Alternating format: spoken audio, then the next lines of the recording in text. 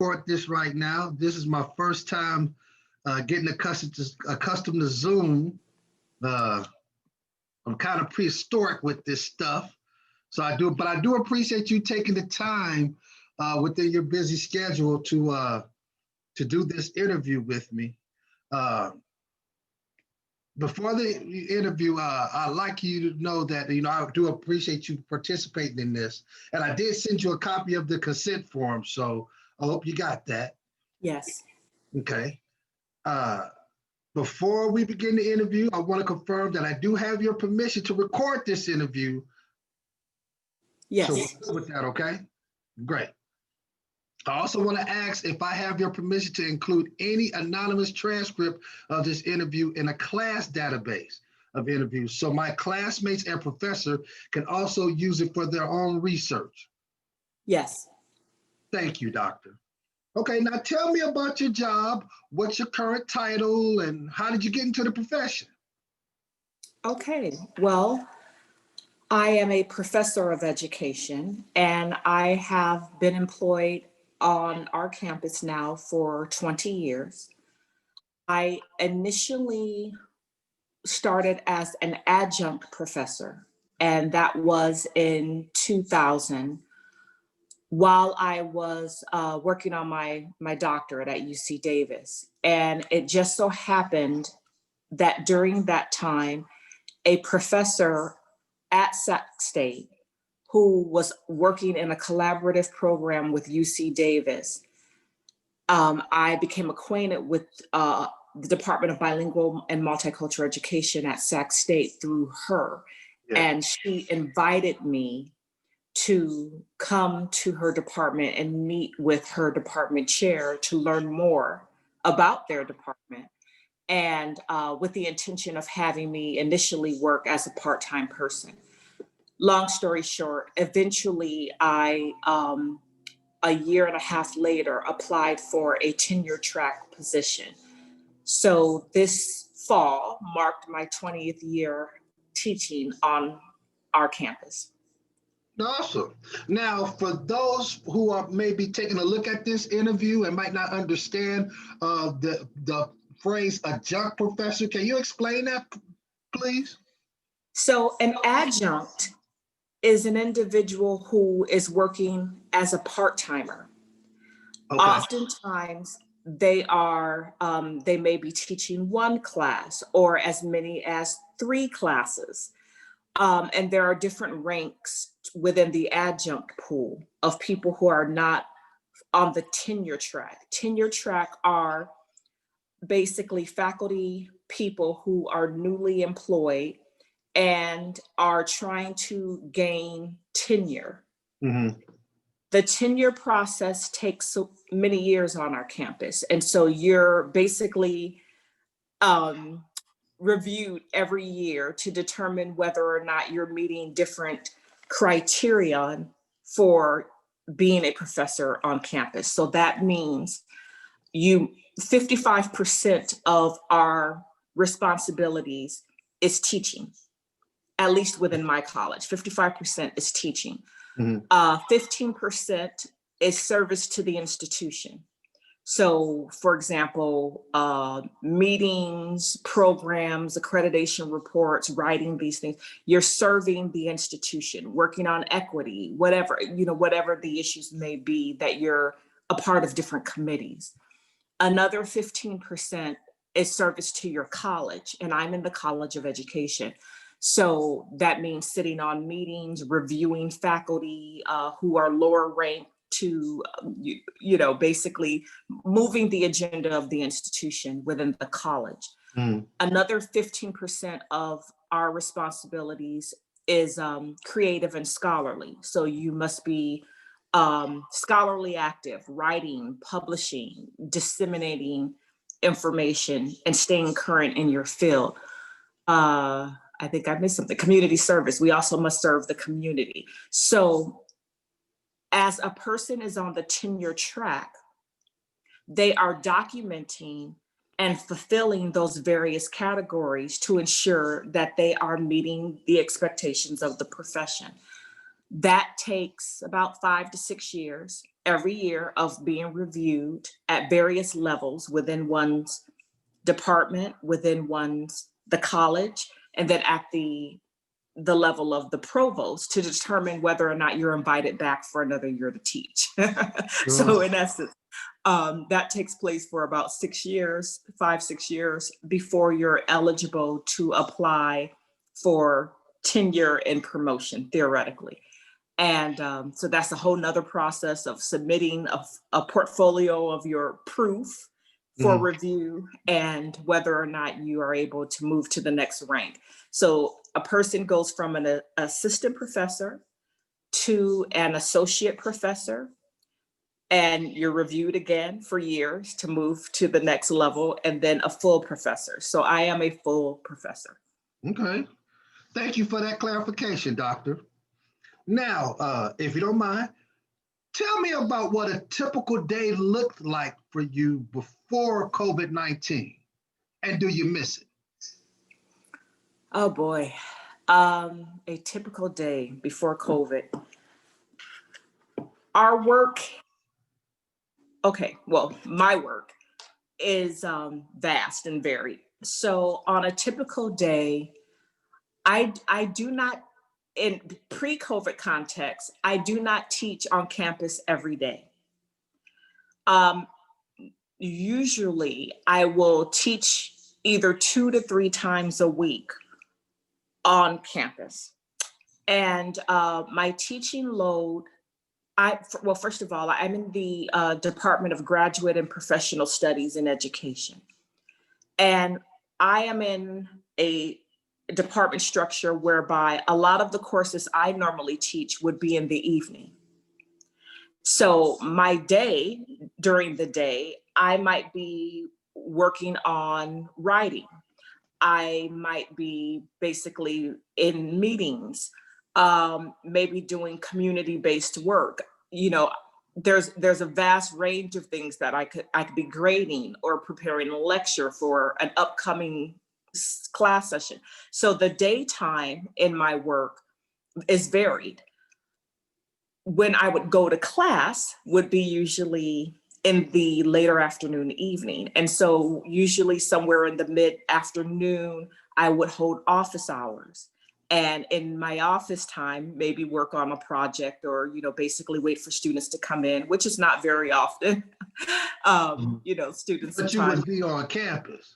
I'd be on campus.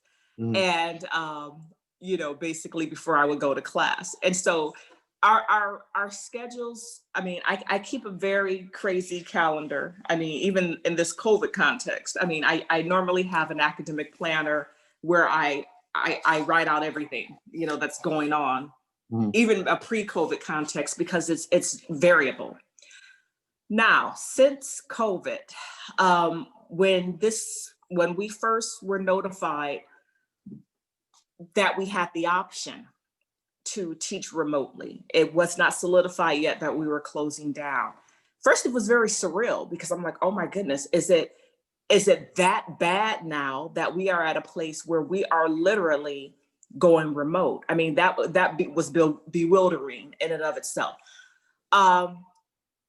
There was a major psychological adjustment just in realizing that, oh boy, everything that I would normally do face to face, I now am expected to pull online. Now, this is challenging for a lot of reasons because my teaching style is eclectic. So what that means, I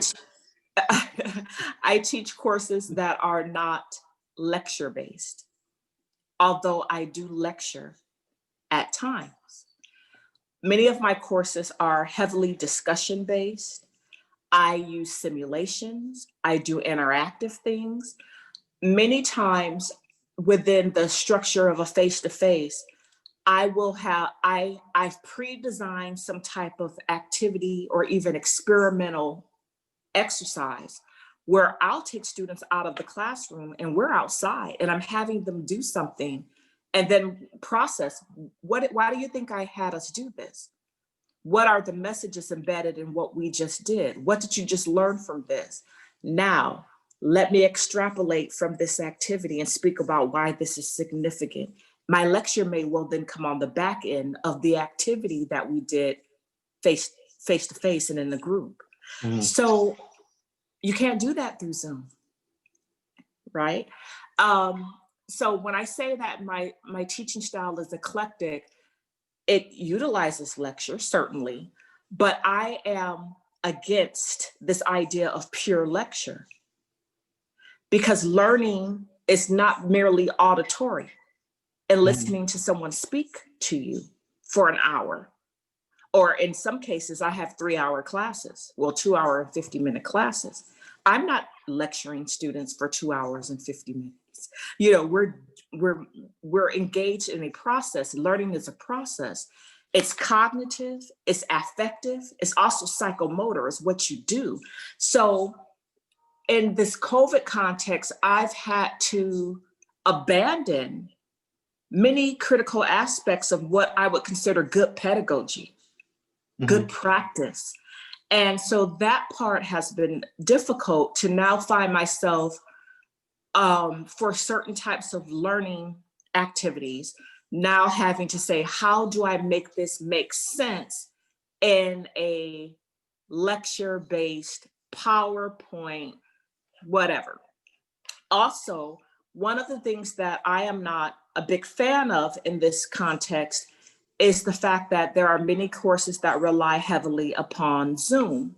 And in that type of context, it's very artificial for teaching and learning. So what then happens you said it's artificial. Can you elaborate on what you mean by it's artificial, please?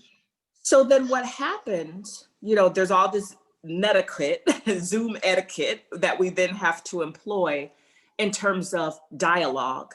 You can't really get into a rich conversation, authentic dialogue around an issue, because what happens, you have your main speaker and there's turn taking and there's hand raising.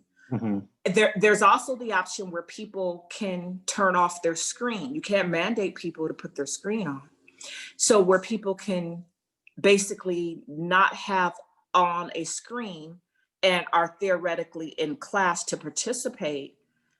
And then as an instructor in that modality, you're checking chat to see if people are offering a comment, or it turns on its head good discussion, because you're not in a discussion. You really are in a very regimented situation where, oh, there's a hand raised. Oh, there are people who completely tuned out. Oh, I don't know if that person is even there at all because they never said anything for an hour. It is not conducive to teaching and learning. A meeting, sure, okay. Teaching and learning, not at all. So because of that reality, I've altered many ways that I would normally engage. It's not optimal. And yeah, in a nutshell, it's not optimal. Okay. Yeah, I understand that. So in regard to the changes that you've made during COVID, so the impact has been ongoing, is that correct? Yes. Yeah. So where do you usually do your work? That's a great question. Because of the nature of the work and how I explain how our work is broken down, I'm most effective in grading from my dining room table. Always have been. I rarely grade in my office when I'm on campus. I can't concentrate there. It is too confined for me. It doesn't facilitate for me the type of freedom of creative thought, and just it feels very stifling. So within my office space, I might be reviewing things, I might be waiting for students to show up, I might be reading, perhaps, you know, but there are also times that I might be on social media as a break, or I might be on some phone call related to something, business or otherwise. So I work best, when we say work, usually grading or preparing a lecture, I work best from home at my dining room table. And then, of course, there are other aspects of our work where you're out in the community, where I'm not doing community work in the ways that I used to. And over the years, I've started to pull back on the ways that I do community work anyway. For example, in the earlier years, I served on a lot of boards. I held seats on different board of directors. And in my earlier years, I would run around and do a lot of conference presentations and things of that nature. As I've matured more in my profession, and I realized that I can get a lot more mileage by focusing on my own scholarship, my own writing, my own interests, and developing my own work in that way. So if that makes sense. Yes. Okay. Yes, it does. Now, you mentioned, and you were talking about, for example, the Zoom, your classroom via Zoom, where you could be lecturing or having a discussion, and out of 20 students, maybe besides yourself, maybe one or two, you could be able to see, and everybody else you're not able to see. And that's been an example of some of my classes. And for me, it's disturbing. So you mentioned that as something that you proved to be less helpful for you. So what type of strategies in regard to your Zoom learning and your Zoom training and your Zoom teaching, among other things that you do in regard to your teaching regimen, what do you find that's more helpful for you? That's a good question. Yeah, I've to piggyback off that question for a moment and make a connection. I've spoken to other educators. I have a wide educator community, K-12 as well as higher ed, and overwhelmingly for many of us, one of the major complaints is the fact of the cameras. The situation with the cameras being off, and I know some people in the K-12 who are literally staring at a blank screen all day, speaking to just names on the screen. Yeah. And think about that, particularly for K-12. Good gracious, the number of hours a day a teacher is online and staring at a blank screen to deliver instruction. Learning is social. This is key. Learning is social. Mm-hmm. How do you engage in a social process with no bodies, with no people, with a blank screen, where you're literally staring at a black screen with names for hours at a time, all day? It is dispiriting. Dispiriting. Wow. I'm by personality and just by my teaching style, and because I'm someone who likes to mix things up, I'm very animated in a classroom environment. I'm a natural storyteller. I'm always very relational in terms of the way that I do things. I use multimedia in how I teach. I'm very movement based. So I'm getting people up to do things at times.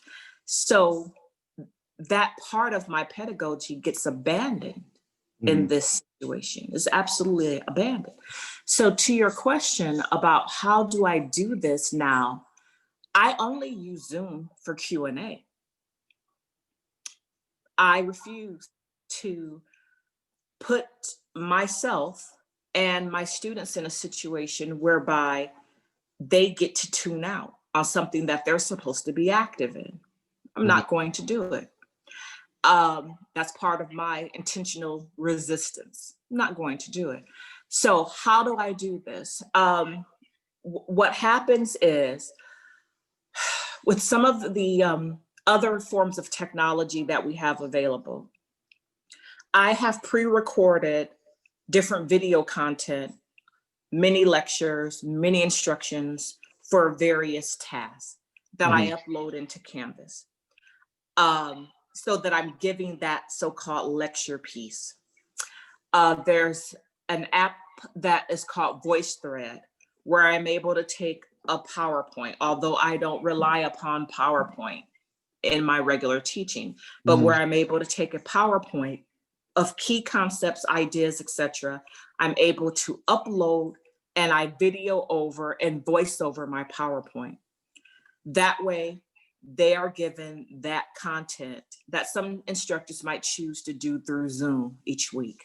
I've built it, I house it. Students will have to move through that lecture content with the intention of then doing something with that content. So at the end of all of those mini lectures, students are then required to apply that information in some way.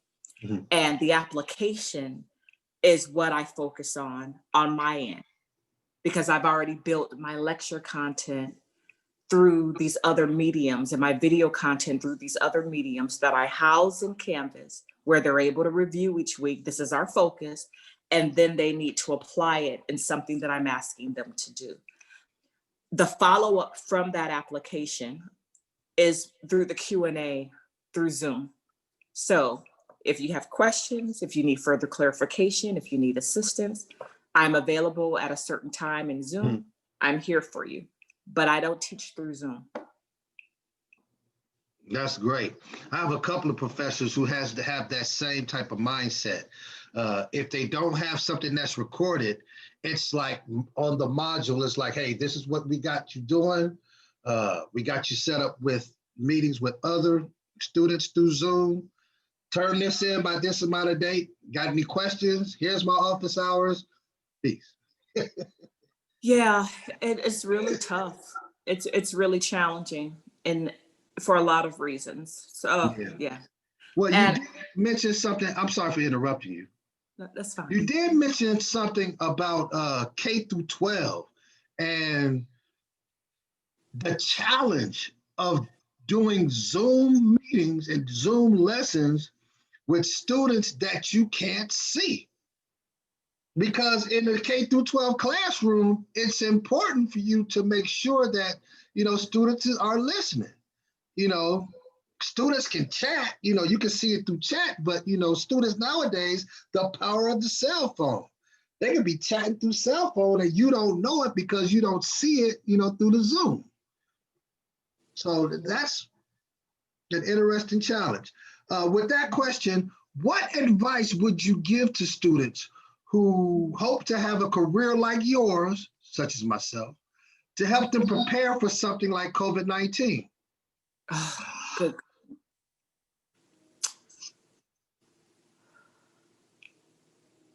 No one was ready for COVID-19. No one expected a COVID-19. It is the most surreal situation.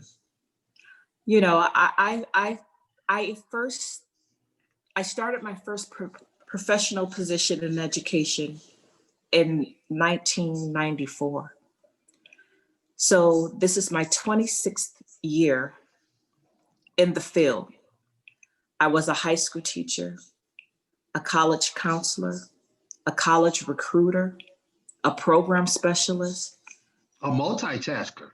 An adjunct, a professor. I mean, I've been in many different roles over these 26 years. And every academic semester, academic year brings new and interesting challenges. But I've never seen anything like this. I mean, teaching and learning during a pandemic. It's interesting. I was a classroom teacher when 9/11 happened, and that was surreal. That's a good word. I was in the classroom that morning, and I remember just kind of the climate of what administration at that time said with regards to don't talk about what's going on in the world. I was a 11th grade high school English teacher at the time. 11th grade, 16, 17-year-olds. How do you not speak about what is going on in the world as an educator with students? How do you suspend that conversation? We exist in the world. The schoolroom is not separated from the world. What you teach in the classroom should be relevant to the world. If it isn't, why are you teaching it?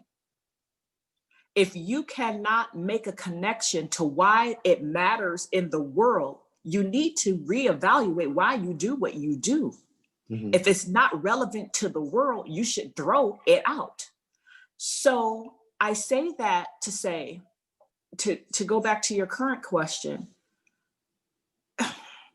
no one was prepared for COVID-19. And we're still not prepared for COVID-19. We're making it up as we go along. We're running and tying our shoes simultaneously. Wow. That's hard to do. That is what's taking place right now. The world over, and certainly in higher education, and definitely in K-12. We are trying to figure this out day by day. And it's interesting, back in March, when we were first given the option to go remote, and then it became the dictum to go remote, I'm like, if they're given the option, ooh, wait a minute, this is big. I'm not playing with this. I'm going home. And I canceled my class that was scheduled for that evening, and I went home and sent out notification to my students as to why and what's going on. And a week later, then it became a dictum. We are staying home. And at that time, in my spirit, I said, oh, we're not coming back. Not only are we not coming back in spring, we are not coming back in fall. I said that back in March. And I said, and my hunch is we won't come back in spring of 2021 either, because we are literally running and tying our shoes as a nation. We have no plan. And I don't want to get into the political climate in that sense for this. But what advice would I give to someone about trying to teach and learn in a COVID context or any type of emergency context? Oh boy, I think it's imperative to have a real clear vision about how do you take care of yourself and take care of people during crisis. And crises can extend in a lot of areas. How do we humanize pedagogy to always remember that in the midst of studying and learning and working, people are trying to survive with not a lot of infrastructure right now to help them do that. We have massive unemployment right now. People can't pay their rent. People can't pay their mortgage. People can't eat. People are being evicted, even though there was a moratorium on that. People are in crisis. How do you learn in crisis? How do small children learn when they see and they feel, they may not be aware, but they feel the stressors of mom and dad or whomever their care providers may be, when they feel the weight of that. They may not know what's going on, but they feel it. Yeah. So I think for any teacher, K-12, higher education, professors, we need to not lose sight that we are in a service profession where our content, whatever we teach, is subordinate to the people we teach. We have a responsibility for our objectives and the scope of what we teach, certainly, of course. However, there are real people behind those names on the screen. Mm-hmm. And a lot of people are dealing with anxiety, depression, uncertainty, financial insecurity, food insecurity, housing insecurity. I could go on. Which causes attention deficit disorder. Oh, certainly. I mean, even for If they myself, don't have it already. certainly. I mean, I'm an individual who, I'm very cerebral. So the ways in which I process the world and make connections, I am one who likes to go deep into content. I like to go deep into understanding what's going on in any kind of whatever I'm focused on or studying, et cetera. So, it makes it hard. And it's hard to be engaged fully in this context. And I understand it. So I'm sympathetic to it for students as well as for teachers, professors, because we're all experiencing right now a collective trauma. And for anyone to deny that is going on is on another planet. Mhm. We're experiencing a collective trauma right now. So that's my answer. Prepare yourself for being humanistic. Amen. Doctor, I am so humbled yet honored for you to take the time this morning to speak with me and to accept this interview and to educate me. You are the epitome of what an educator is, and I do appreciate you taking the time for this interview. I really do appreciate it. I've learned a lot about you. I've learned a lot about the struggles of being an educator, but I've also learned about through you to have dignity, grace, and staying consistent through it all, which is something that you've maintained. So I do appreciate your time, and I do appreciate what you've done with your work and what you continue to do. Well, I thank you. Thank you for reaching out and asking me to participate. It's nice to be able to share what our worlds are like in this context. And, I always welcome students to, drop by in a normal situation when we were back on campus and to, engage with them in a wide variety of ways. So I appreciate it. And thank you. Thank you for your kind words and your time. No problem. Doctor, you enjoy the rest of your day. You stay blessed, you stay healthy, and you stay optimistic. Thank you. You too. Appreciate it. Take care. All righty. Bye-bye. Bye.